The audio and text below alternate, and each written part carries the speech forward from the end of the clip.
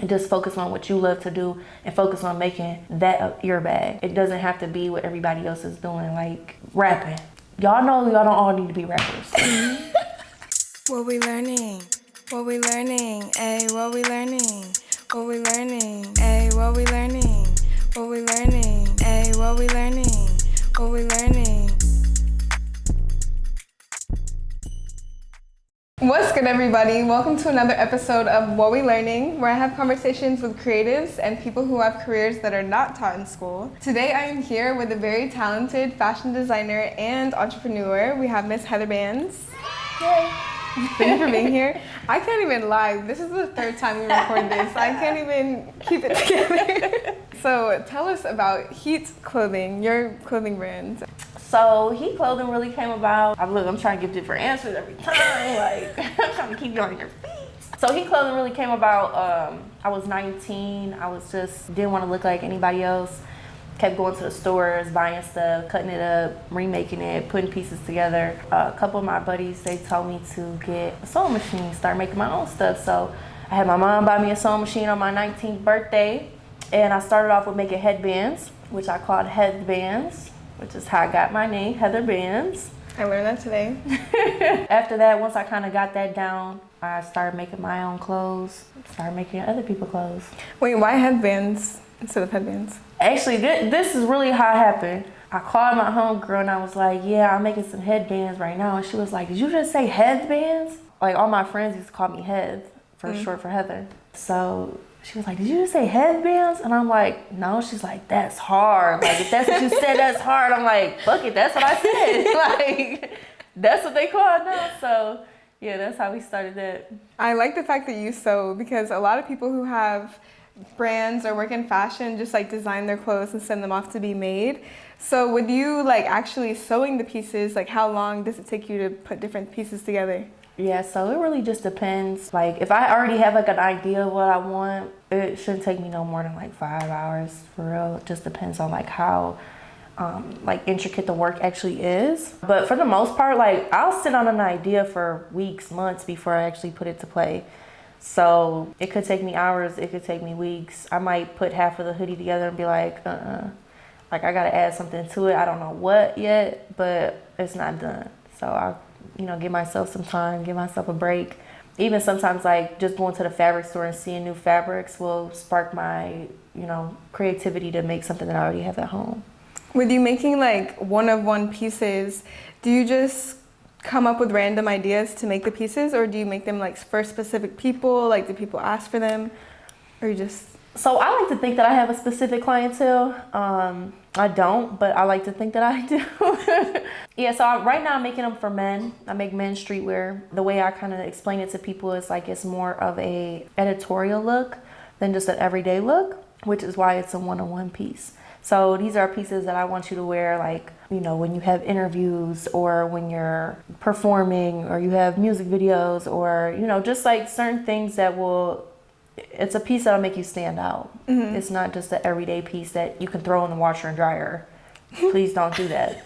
Yeah, it's something that like is meant for a one-time, two-time wear that'll make you really, be able to express yourself. I like that. And then we have the In My Bags brand for the ladies. Yes, ma'am. What inspired you to make this brand? When I first started, it was for purses. I'm like, that would be such a cute purse brand, company name. I did like the money saving binders. And then I took a break from it for a little while, really focused on Heat Clothing. I moved out here, so I had a lot of different things going on. And I just started back up to be like a women empowerment brand. I wanted a clothing brand that, I feel like I give good advice sometimes, most of the time. Okay. So I kind of wanted to just be something that resonated with who I was, that wasn't going to take me 5 hours to make one piece to give to the girls. I wanted something that was cheap, affordable, not cheap quality, but, cheap in price. So, I could get them out and just really like, even on the page, I post like inspirational quotes and just stuff like that, just about being yourself, being a hustler, really getting to all different bags. Like I said, I do a lot of stuff, so I'm in every bag I can get in. You do a lot. If somebody is just now starting in fashion, what would be like a piece of advice that you would give them? Really just like being yourself. Everybody's doing clothes right now. Everybody's got a clothing brand. Everybody's got a line. Everybody's got, whatever. So really just being you is what's gonna make it stand out from everybody else. Like your creativity might not be the same as dude's creativity process. So, a color, certain colors, put them together, like a lot of that goes into play when you're selling a piece. So definitely just being yourself, putting yourself into like what you would want to wear, what you would want to see other people wearing. That's how I look at my clothes. Like I would want to see my man dressed in this stuff every day. You know what I mean? I make stuff for myself, but I don't want to sell women's clothes because now I'm not going to have one-on-one pieces. Oh. You know what I mean? Like I want my shit to make me stand out. So that's why I transferred from making women's clothes to men's clothes. That's interesting. I was in Toronto Fashion Week in 2019 and I had a whole women's line. It was dresses and fur coats and like cute two pieces and cargos, shit like that. After that, I never made a female piece that wasn't for myself ever since. Was it something about that fashion week, or just like after that is whenever you realized that you wanted it to be for you? I loved my line that I put out. It was probably like two pieces that I was like, just throw it out there just cause I need an extra piece or two. But the pieces that I made, like I was fucking shit broke. I lived in Toronto for like 5 months, spent my life savings to live out there because it was expensive as hell. And I was an intern, so I wasn't making any money. And so when I came home and they gave me that opportunity, like I was making my clothes in my friend's basement, trying to like get shit out. That's really when I came up with the idea, like I can't do multiple pieces like this by myself. Like this all has to be one-on-one pieces. Like I can't do all this work. Yeah, I just sat in that fucking basement and made as many pieces as I could, put everything together, and I loved the pieces. Like I'll show you some. Some of those are like one of my favorites, but when I got there and started giving them to the models and putting them on everybody, I was like, oh my God, like these don't fit them how they fit me. Like I made these dresses based off of like how things look good on me. And I'm like, women are hard to dress. Like, yeah, I have so many different body types. What is crazy? But after that, I was like, hell no, I want to make men's clothes. Like I made a couple hoodies and they ended up like blowing up in Detroit. So I was like, this is my niche. Like this is my thing. This is where I'm going to keep going towards. So speaking of being in your bag and you doing a lot of other things, you also do social media management. How did you start that? I actually was bartending, managing at a club in Detroit. We've been working on building a patio on the outside of a strip club for like 3 out of the 4 years that I had worked there. So I went back this last summer and we had already had an Instagram page, but we promoted most of our parties and everything on the strip club's page. And I'm like, this is not that type of vibe. You know, I can't even get certain people to come in here because they think it's a strip club. So I'm like, let's really, like focus on the Instagram, focus on promoting how different we are out here. And when I got the page, I was at like 1,000 followers. We got to like 23,000 within the first month. Okay. So I had some videos that did like over 500,000 views, like just of the girls, of the food. Like I had a video do like, I think like 600,000 views on lamb chops. Like, oh yeah, I could do this food shit. Like this is easy. So you can do it. Not everybody can do it because some videos don't be looking good like that. No, y'all can hit me up though. If you got a restaurant, somebody that owns a restaurant, call me. My shit looks A1. Ooh. What would you say are like the biggest differences doing like lounges or restaurants or like just promoting different places in general? Because you can't like promote them all the same way. Exactly. So like more lounges, clubs, I try to do a lot of the girls that are working there, the staff. And then restaurants, I really just focus on the ambiance and the food and the drinks. Like certain places, I don't want to put, if everybody just wears a plain black t-shirt and some jeans, like I'm not really going to put y'all in here. Y'all really don't put yourselves together. Like, you know what I mean? It's that kind of makes it harder on me too. Cause it's like, I can't even get y'all holding the plate cause y'all look crazy. It's not aesthetically pleasing. I'm literally just focused on the food and the drinks and that's it, which gets to be challenging as well because now I've already promoted your whole menu. Now I gotta find a different way. Like you being from Detroit and living in Atlanta now, what would you say are the biggest differences between the two cities? The people, for sure. I mean, I know a lot of Detroit people move out here, which is one of the like bigger reasons why I came out here. Not to like follow a trend or anything, but just to know I knew some people somewhere. I didn't want to go somewhere and be like, okay, like I get kidnapped. I don't know any fucking body that's gonna save me. My mama in Detroit, like, what the fuck am I gonna do? Bro, I don't know if you've ever called the police out here, but they're so ghetto. Like one time I got into a car accident and I called the police and they didn't answer for mad long. Like I had to keep calling and calling and calling. And then finally she was like, bro, just call your insurance. We don't have enough people for that, and hung up on me. And then another thing happened. I had to call the police again. Was so ghetto. Didn't send the police, and I had to wait mad long. My car got And I was broken like, bro, into. if something real ever happens, like calling the police is not a good thing to do in Atlanta. Nah, my car had got broken into, and they really just did not give a fuck. And I was really trying to like, scoop and boogie some of the other damages on my truck as part of the.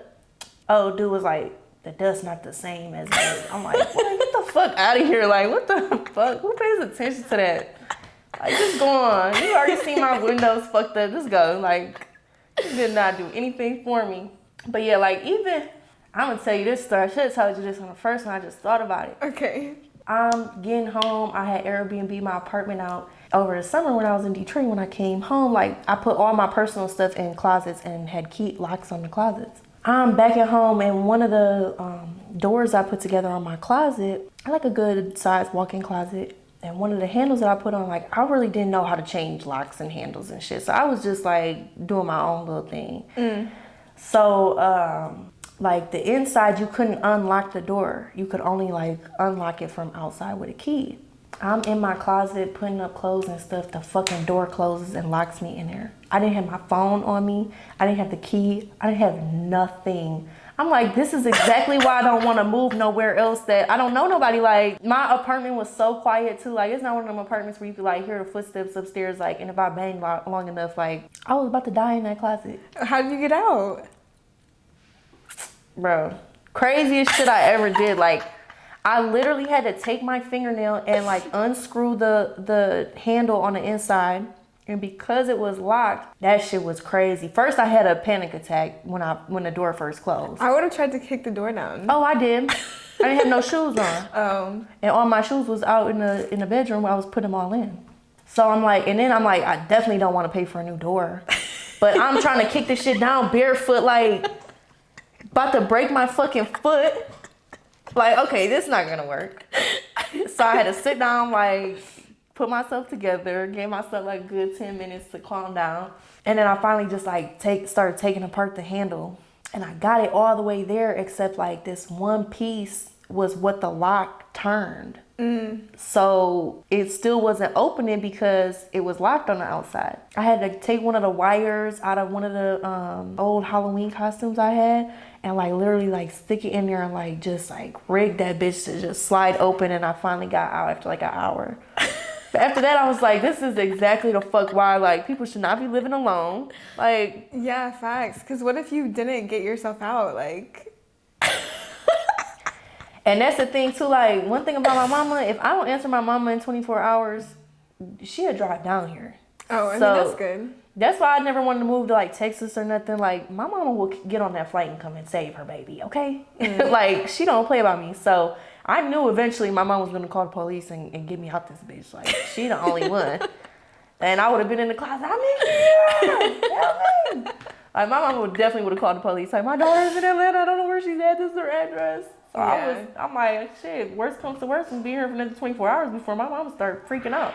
I was gonna ask some like silly questions, you know, and one of them was like the stupidest or most embarrassing thing we've ever done. But I feel like that kind of checks off stupid. Damn, that's not my fault the door was locked. I'm not stupid for that. But I feel like that's just a stupid thing that happened to you. Like that's just like ridiculous that happened to you. When I tell you weird, like stupid shit happens to me all the time. Like when I really get to sitting down, like really my best friend will attest to this too. Like she'll tell me some stories that I don't even remember. That it's just like, what the fuck? Like how does shit like this keep like just happen to me? Right. Just weird shit. Another silly question is, tell us about the worst date experience you've had. My most recent worst dating experience that I've had is like, me and this man went out to toast. I'm so mad. It was like brunch vibes. Yeah, but like we was out the night before. I was fucked up. I don't drink Don Julio. That's what they had. So the next morning, like that shit wasn't sitting right with me.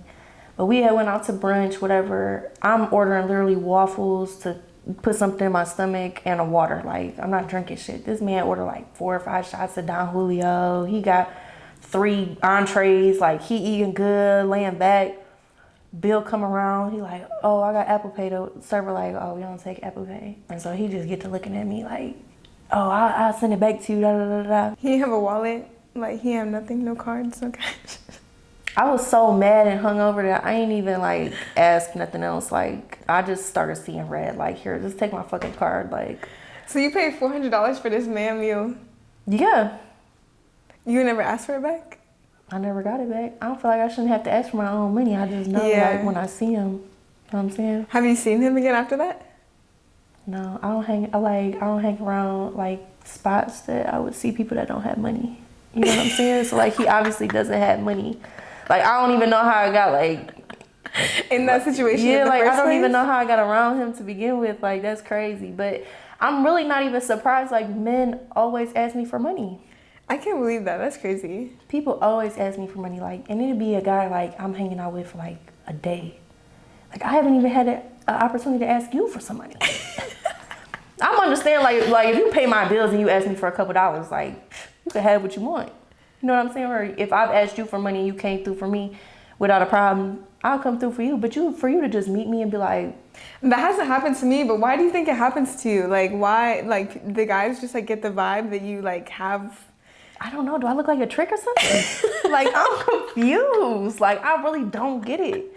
And it'd be like, men that y'all see on the internet, they got money. Don't. I don't know what it is about me. Like, it's so weird. Like, I could really scroll through my phone right now and show you at least like 4 people in the past like 2 months that have asked me for money. Over $100. The last question that I ask everybody on What We Learning is, what is an important life lesson that you've learned either recently or a long time ago that just stayed with you? I really just like focus on being you and expressing that to other people, because I feel like everybody's trying to be somebody right now and you already are somebody. So, you know, stop trying to do what they're doing, and what they're doing, what you see is, you know, is making them a bag, and just focus on what you love to do and focus on making that your bag. You know what I mean? Like, make that your hustle. It doesn't have to be what everybody else is doing, like rapping. Y'all know y'all don't all need to be rappers. I know sometimes y'all listen to y'all song and just don't, you would not play this in the car, come on. Like, you trying to be somebody you not. Yeah. It's okay that you're not a rapper. It's okay that you don't have rhythm. It's okay that you're not really hearing the beat that's coming out and you're not hitting the right notes. Like, it's okay. It's not meant for everybody. Do what, maybe you want to be on the producing side of stuff. Start making the beats. Like, if that's really what you feel like you like to do, if you want to be in music, like for me, I wanted to be in clothes. I could have had a boutique like everybody else. I wanted to hand make shit. I wanted to do shit that resembled me, that made me feel like this is who I am. And when I walk outside and I'm wearing my stuff, you see that this is me. You see that this is different. You see that this isn't like anybody else. I just want to be me. I like that, because I feel like for me, I noticed a difference in the way that I act, like in my confidence, whenever I really like, am like, okay, this is who I am. Like, I'm working on these things, but everything I'm doing is to just like better myself. Because before, like, I would go into rooms or be around people and I would just feel like they're kind of better than me. Like, they'd probably be already making money in their field, or they're already like established in their field. And I would just think like, oh, like, I'm trying to do this, but I have to be like, nah, like, I am this person and I am like confident in myself. So I'm just gonna like keep moving forward and like have a better attitude. So I feel that. Everybody's looking up to somebody. Like, I feel like that too a lot of the times. I feel like that most of the time, you know, but then I realize I get around people that feel like that about me. They're like, oh my God, like, you know, you just seem like you're doing so good, this and this and that. How do you do it? I have days where I'm like that too, though, and I walk in rooms and I'm like, damn, I want to do what they doing. That's not me. I gotta remember that's not me. Yeah. I'm on my path. This is my journey. I don't care if it takes me till I'm 45 to make some money off of what I love to do. But doing something that I don't love or that somebody else loves because they're making a bag off of it, it's not the move. You can't do that. Somebody's looking up to you like, oh my God, I wish I could, you know, make a podcast as good as hers. I wish I would have thought of this idea before her. Like, I wish I would have did that. Like, where's she at? Like, how does she do this? Like, it's people that is watching you that's feeling that way about you. So don't ever feel like you walking in a room and anybody's better than you. Everybody is somebody. I like that. So we all gotta stay in our lanes and Okay. keep moving forward. Get in your bag. But thank you for being on the show. Thank you for having me. Where can people find you? Like, what's your Instagram, your websites? Y'all can find me on Instagram, TikTok, heatherbands. And then all my other stuff is in my bio. But thank you all for watching. Please like, comment, and subscribe, and I'll see you next time. Bye. Bye, y'all. I don't know. I feel like we should do something funny or something. I want to do like a handstand or something. No, I'm just kidding. You want to? Fuck it. I don't know if I can do this. Now I'm scared. I know you can. Oh my gosh. Just do it against the wall. I can't lift my legs up like that. You got some muscle on you. What What if I just On your head? Are you gonna do it? I can't.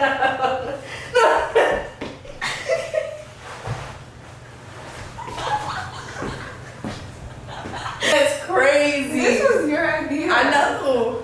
All right, let me take this chair. Take 3. Say it like you're starting it, because I'm gonna cut like this whole part. Okay, sorry. What was it again? Be you. Got it.